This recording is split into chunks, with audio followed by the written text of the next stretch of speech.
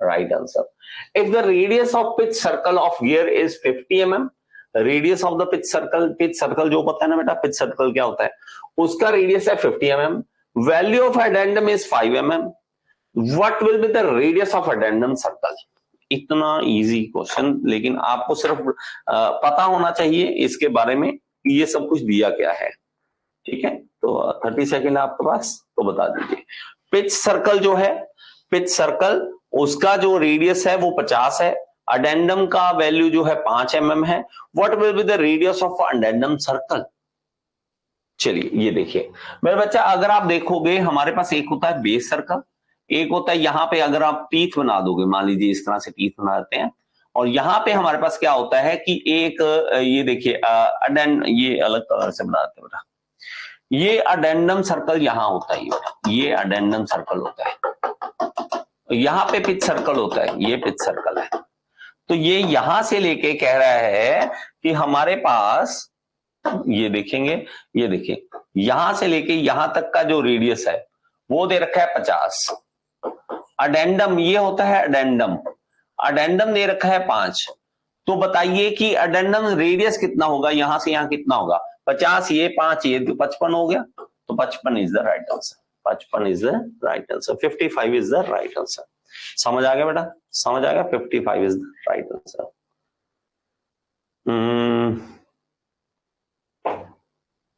Coplanar है non coplanar समझा दो। देखिए बेटा, आप, हमें दिक्कत क्या है, दिक्कत ये है कि प्लेन नहीं समझ आता हमें। इसमें बच्चे ने डाउट पूछा है कि sir coplanar and concurrent and और पैरेलल और इंटरसेक्टिंग का बता दो ये क्या होता है। चलिए मैं आपको थोड़ा सा बता देता हूं इसके बारे में। देखो बेटा, सिंपल सी बात ये है कि हमारी दुविधा ये है कि हमें प्लेन ही नहीं पता क्या होता है। सबसे बड़ी दुविधा यह है कि हमें प्लेन नहीं पता क्या होता है। देखो मेरे बच्चा, अगर आप कहीं पे फोर्स लगा रहे हो, फोर्स लगाना बहुत ही सिंपल सी बात है, किस तरह से हमने लगाना है ये देखो। ये क्लासिफिकेशन होती है बेटा, और इसमें आप देखते हो कॉन्करेंट फोर्सेस आते हैं, पैरेलल फोर्सेस आते हैं, कोप्लेनर आते हैं, नॉन कोप्लेनर आते हैं, ये सारी चीजें क्या है उसको सुनिए ध्यान से।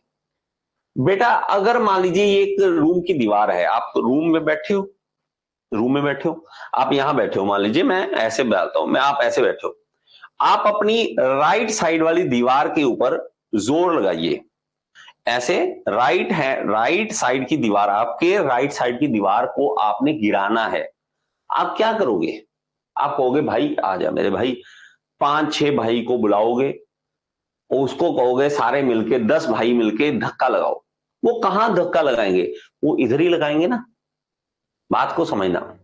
वो किधर लगाएंगे, राइट साइड वाली दीवार के ऊपर जोर लगाएंगे, और सारे किस तरह से लगाएंगे, इस तरह से, इसी तरह से लगाएंगे। ये एक ही प्लेन के ऊपर जोर लगा रहे हैं और सारे पैरेलल लगा रहे हैं, सारे इस तरह से कोई इस तरह से लगाएगा दीवार के ऊपर जोर, कोई इस तरह से लगाएगा, नहीं लगाएगा, हमेशा हर बंदा इस तरह से जोर लगाएगा। वो अलग बात है गिरा नहीं पाते, मान लीजिए चलो आप कह लो कि कच्ची दीवार बनी है, मिट्टी की बनी है ना, वो तो हमने सब भाइयों ने मिलकर ऐसे गिराना है। तो ये क्या हो गया, ये पैरेलल हैं सभी और एक ही प्लेन के ऊपर जोर लगा रहे हैं। मैं कहता हूं मान लीजिए इस दीवार को गिराना है, लेकिन एक भाई उल्लू है मेरा, मैंने बोला इस दीवार को आ जाओ सारे जोर लगाते, हम 9 भाई इधर दीवार पे जोर लगा रहे हैं, एक आके इस दीवार के ऊपर जोर लगाने लग गया, तो हम क्या कहेंगे, उल्लू हो गया। इस प्लेन को गिराना है, इस प्लेन को नहीं, प्लेन को समझो, इस प्लेन को नहीं, ये प्लेन अलग है, ये नॉन कोप्लेनर होगी फोर्स। वो क्या थी, 10 के 10 भाई इसी दीवार के ऊपर जोर लगाते सामने वाली पे। मैं इस पे बोल देता हूं कि इस दीवार के ऊपर 10 के 10 भाई जोर लगा रहे होते, ऐसे ऐसे ऐसे ऐसे ऐसे ऐसे, तो ये कोप्लेनर है और हमारे पास पैरेलल है। लेकिन सारे इधर जोर लगा रहे थे, एक भाई इधर जोर लगाने लग गया दूसरी दीवार पे, वो कहते हैं नॉन कोप्लेनर है। और पैरेलल भी नहीं है, क्योंकि ये तो इधर है ये इधर है, पैरेलल कहां से हो गया, ये पैरेलल हो गया क्या, नहीं हुआ, ये पैरेलल थोड़ा ना, ये तो परपेंडिकुलर है, तो ये इंटरसेक्टिंग हो गए। तो आपको समझना पड़ेगा आपको फोर्स को समझना पड़ेगा। कंकरेंट फोर्स क्या है? कंकरेंट क्या है? जो एक ही पॉइंट से शुरू हो या एक ही पॉइंट पे एंड हो जाए जाके। अगर मैं कहता हूं कि अगर मैं किसी के ऊपर फोर्स लगाता हूं, मान लीजिए मैं इस तरह से एक कुछ भी इस तरह से बना लेता हूं, चलो इस तरह से बना लेता हूं। आपने बोला कि एक फोर्स इधर लग रहा है, एक फोर्स इधर लग रहा है, एक फोर्स इधर से लग रहा है, एक फोर्स इधर लग रहा है, लेकिन सभी जाकर एक ही पॉइंट पे मीट करने लग गए, तो ये कंकरेंट हो गए, कंकरेंट हो गए फोर्सेस। ठीक है, तो बेटा पैरेलल, कोप्लेनर, प्लेनर, ये सब आपको समझने पड़ेंगे। देखो मैं सिर्फ इसी दीवार के ऊपर जोर लगाता, इसी दीवार, ये दीवार दिख रही है, ये दीवार जो है मैं इस तरह से बताता हूं, ये देखिए ये वाली दीवार।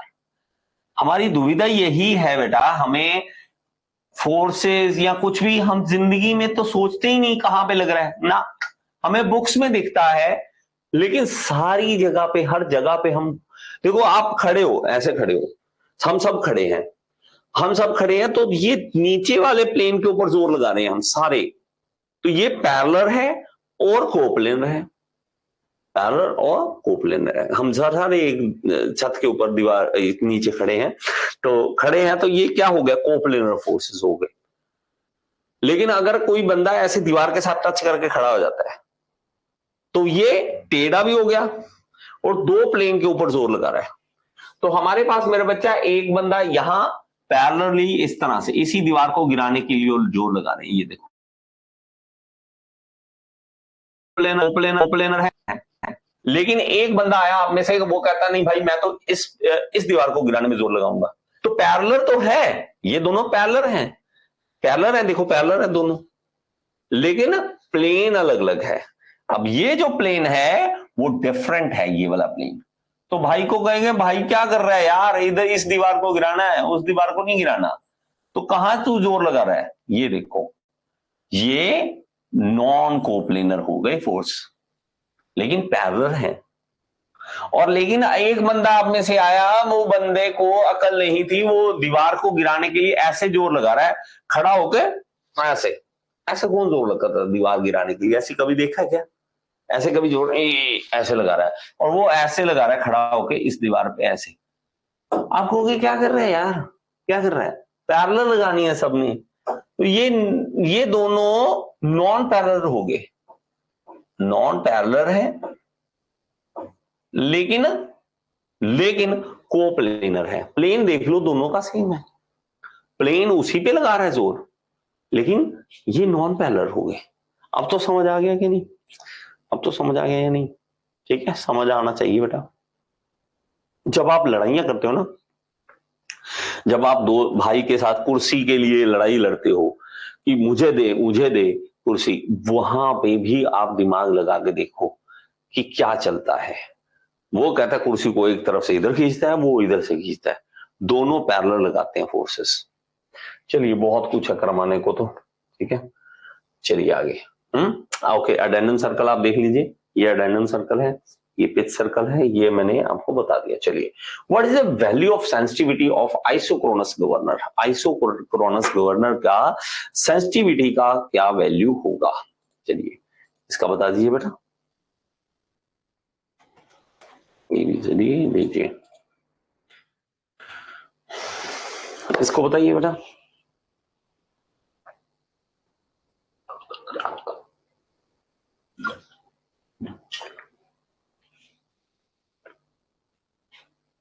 ओके ग्रेट, तो इसका राइट आंसर बेटा इंफिनिटी। इंफिनिटी एक होता है सेंसिटिवनेस, सेंसिटिवनेस वो होता है कि range of speed upon mean speed. लेकिन सेंसिटिविटी जो होता है, सेंसिटिविटी वो उल्टा आ जाता है, इसका उल्टा मतलब n upon n1 minus n2। और जब आइसोक्रोनस गवर्नर होता है, अब आइसोक्रोनस गवर्नर में हमारा रेंज ऑफ स्पीड जो होता है वो जीरो होता है।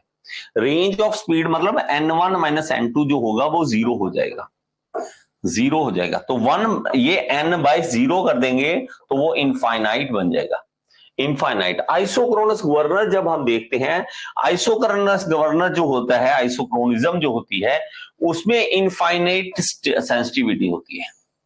मतलब आपके पास जब मान लीजिए मैं क्या करता हूं, मेन हम चाहते क्या है, हम तो ये चाहते हैं कि हल्की सी स्पीड इंक्रीज हो, हमारी हाइट चेंज हो, स्पीड चेंज हो, हाइट चेंज हो, गवर्नर के अंदर रेडियस चेंज हो, हाइट चेंज हो। लेकिन कई बार अगर गड़बड़ हो जाता है, आपका गवर्नर खराब हो जाता है, अलग अलग हमारे पास रेंज ऑफ, मेरे पास रेडियस आ रहा है, स्पीड अलग अलग आ रही है, लेकिन फिर भी हाइट जो है वो चेंज नहीं हो रही, तो आइसोक्रोनिज्म मतलब खराब हो गया गवर्नर, सीधी सी बात ये है।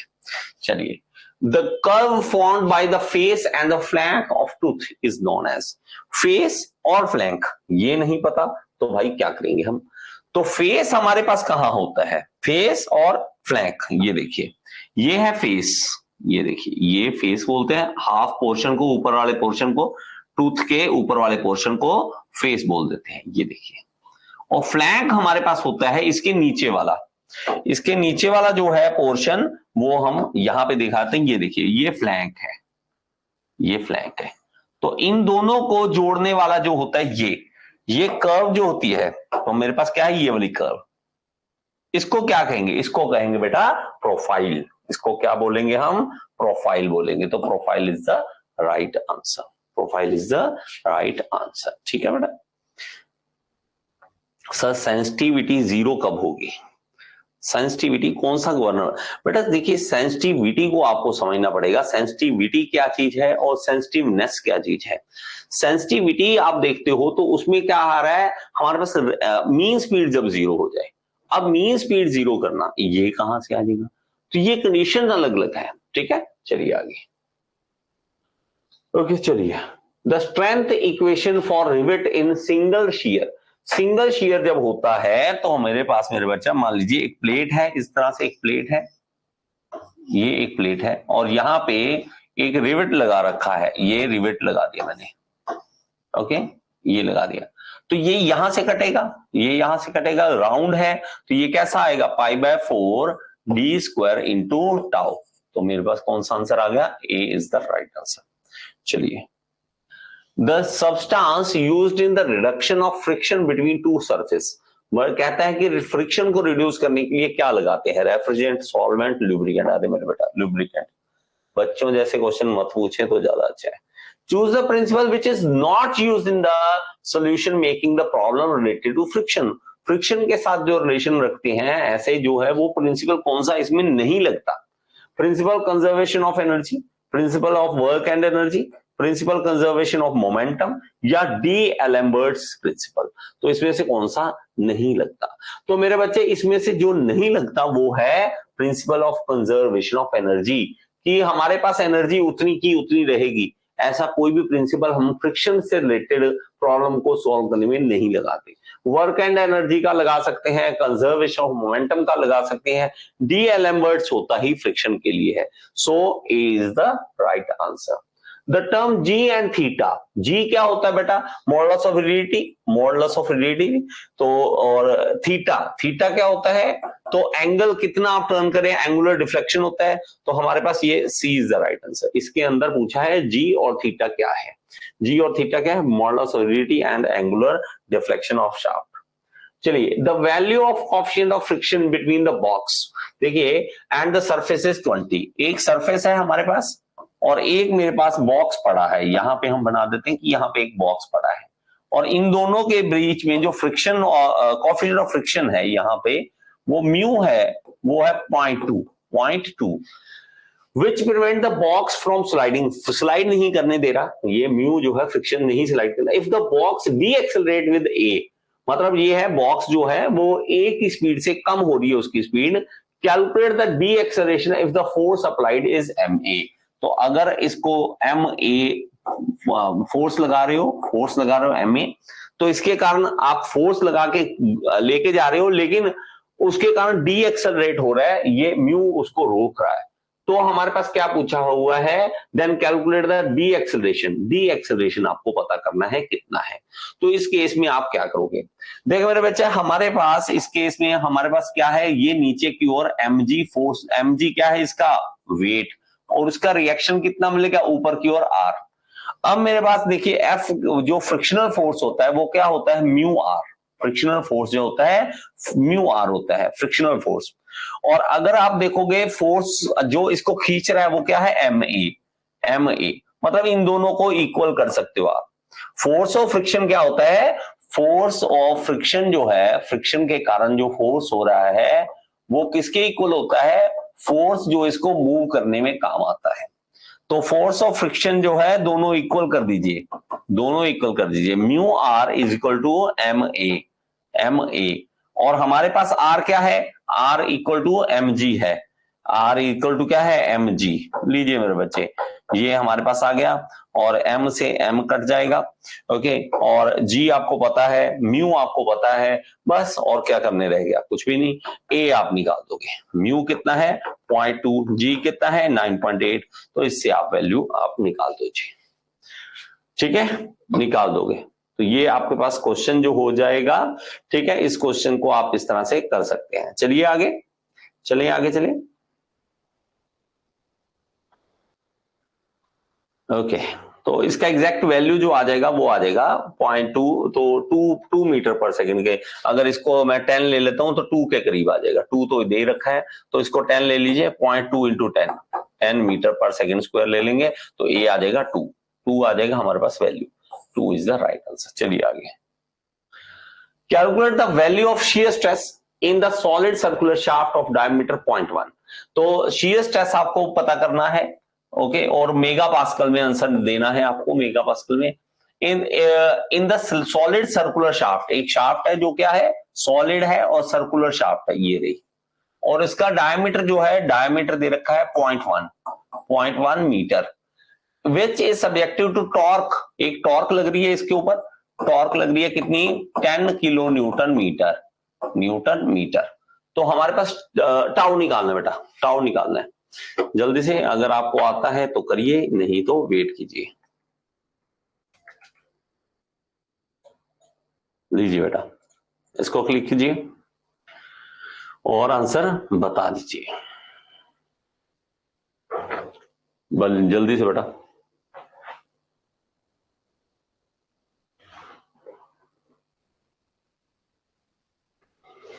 जल्दी से क्विक।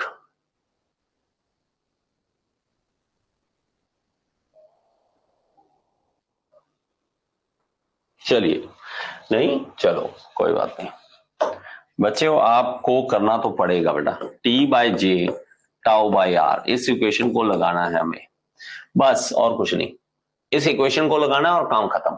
टी हमें दे रखा है बेटा 10 किलो मतलब 10 की पावर 3।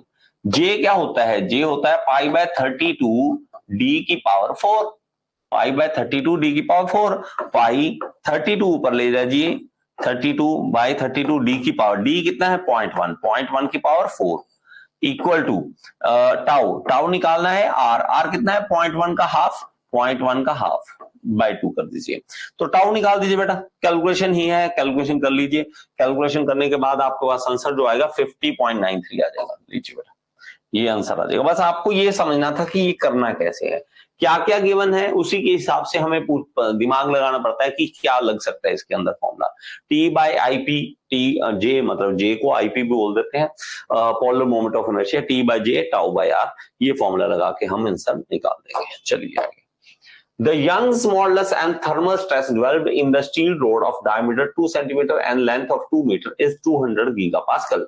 तो Young's modulus and thermal stress हमारे पास दे रखा है, Young's modulus E हमारे पास दे रखा है, और ये दे रखा है कितना 200 गीगापास्कल, और हमारे पास थर्मल स्ट्रेस दे रखा है कि थर्मल स्ट्रेस कितना हो रहा है उसके अंदर 288 मेगापास्कल, और डायमीटर ऑफ द रोड है, डाया है इसके बाद 2 सेंटीमीटर, और लेंथ कितनी है, लेंथ है 2 मीटर, ओके।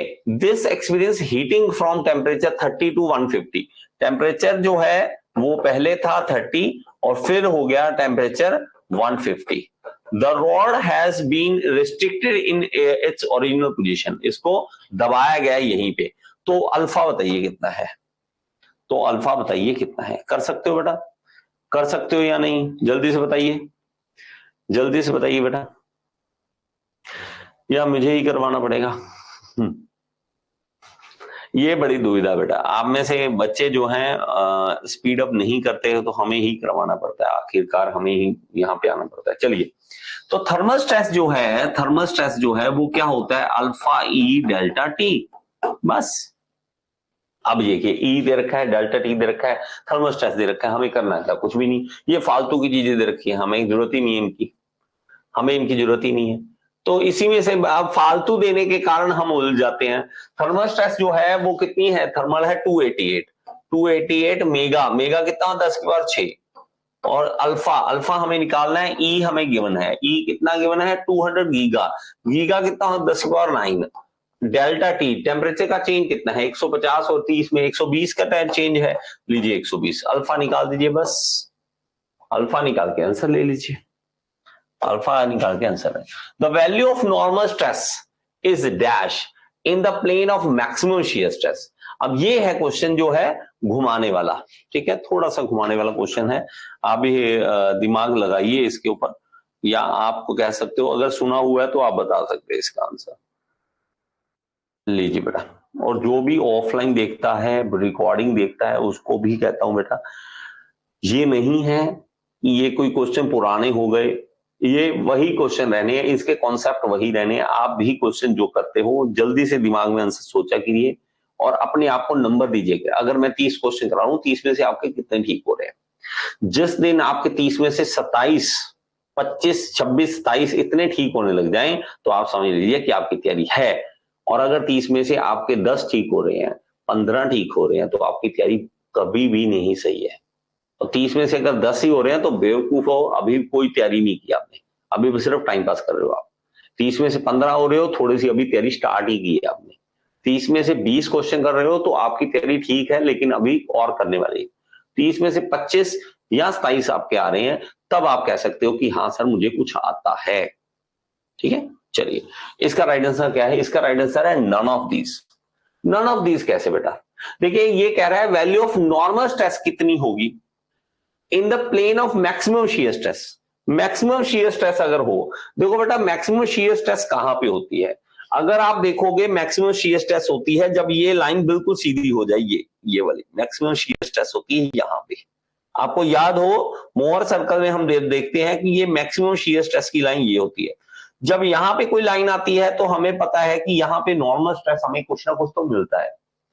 देखिए हमारे पास शियर स्ट्रेस 0 होता है जब प्रिंसिपल प्लेन होता है। प्रिंसिपल देखिए एक याद रखना, प्रिंसिपल प्लेन पर, प्रिंसिपल प्लेन जब होता है, प्रिंसिपल प्लेन जब होता है तो प्रिंसिपल प्लेन जब होता है तो वहां पे शियर स्ट्रेस 0 होती है, ये तो अच्छी बात है।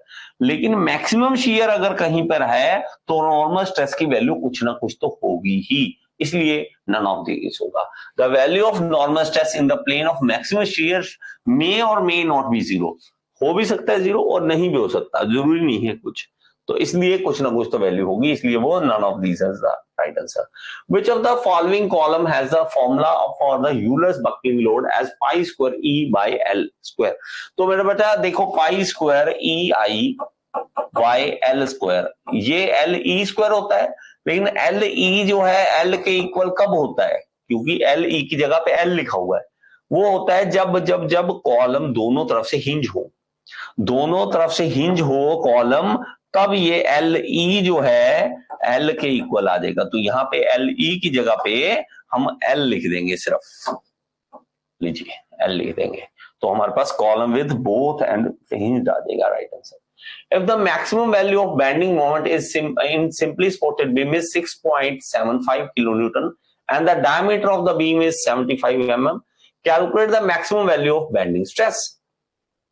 तो अब कैसे निकालें, कहता है कि मान लीजिए सिंपली सपोर्टेड बीम है यहाँ पे, सॉरी यहाँ पे एक सिंपली सपोर्टेड बीम बना लेते हैं, ये देखिए सिंपली सपोर्टेड बीम है, ये लीजिए, और क्या है, कहता है मैक्सिमम बेंडिंग मोमेंट, जो मैक्सिमम बेंडिंग मोमेंट की वैल्यू है m, वो है 6.75 kilo newton metre, and the diameter of the beam, मतलब ये बीम जो है वो एक इस तरह से शाफ्ट है, ये है इस तरह से, और डाया है इसका 75 mm।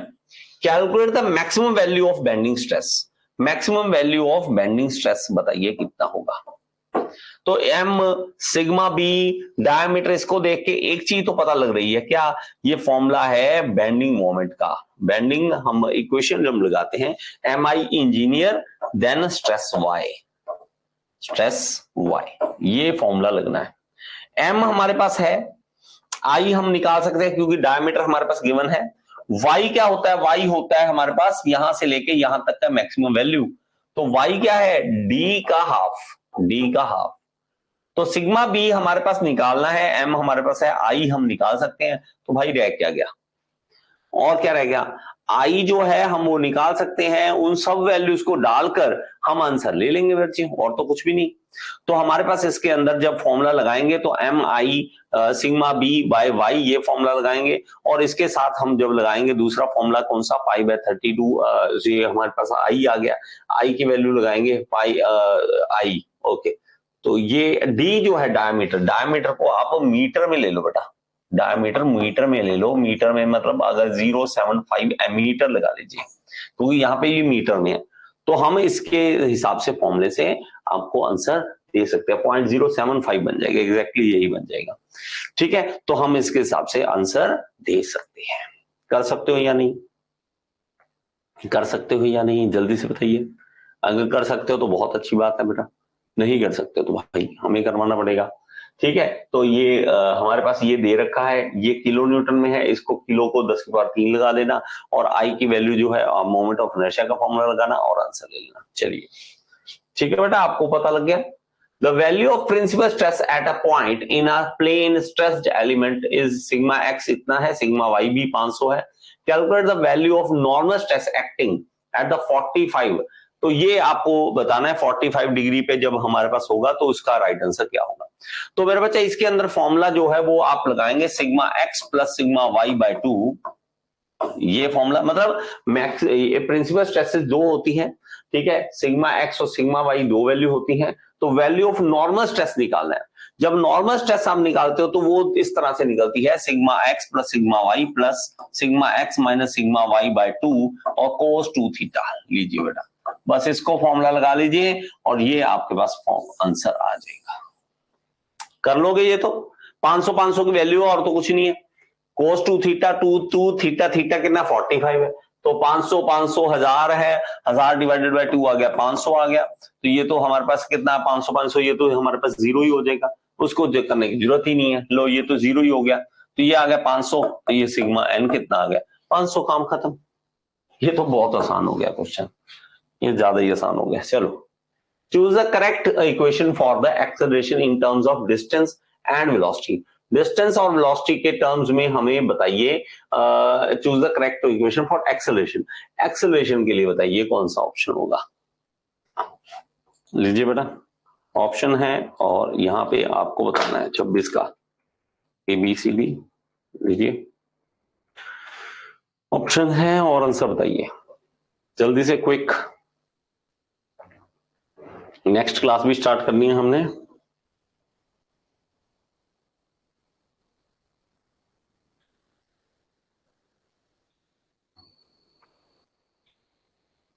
चलिए, so D is the right answer बेटा, D is the right answer.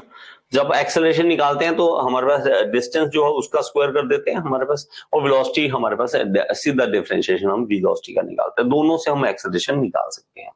चलिए, the maximum value of bending moment in the simply spotted beam with concentrated load P at its mid point. P अगर simply spotted beam है, कहता है simply spotted beam है और ये हमारे पास यहाँ पे पॉइंट लोड लग रहा है बीच में, तो हमारे पास P लग रहा है ये लोड। तो ये बताइए सेंटर में मिड स्पैन में मैक्सिमम कितना लगेगा। तो ये P/2 है, ये P/2 हो जाएगा और ये बीच में हमें निकालना है यहाँ पे, है ना।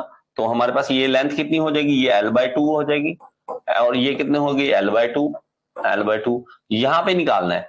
तो हमें तो सिंपल सा बेटा ये ऊपर की ओर फोर्स लगा रहा है और डिस्टेंस P/2 इंटू L/2, बस PL/4 हो जाएगा। तो PL/4 is the right answer, PL/4 is the right answer, ठीक है। चलिए, the fatigue strength of metallic material can be increased by the following feature. कहता है फैटिग स्ट्रेंथ हम बढ़ा सकते हैं, कैसे बढ़ा सकते हैं बेटा? अंडर स्ट्रेसिंग करके। अंडर स्ट्रेसिंग मतलब जितनी स्ट्रेस वो सहन कर सकता है उससे कम लगाइए, तो आपके पास फैटिग स्ट्रेंथ बढ़ सकती है। The formula for extension in the tapered rod L and the taper diameter D1 and D2। अगर कहता है कि एक टेपर रॉड है, इस तरह से टेपर रॉड है बेटा, और D1 और D2 दो डायमीटर है, तो इसके कारण हमारे पास फॉर्मूला जो बनता है, तो वो वाला फॉर्मूला आपको सीधा सीधा अगर फॉर्मूला पूछा है वो फॉर्मूला बताना है और कुछ नहीं करना।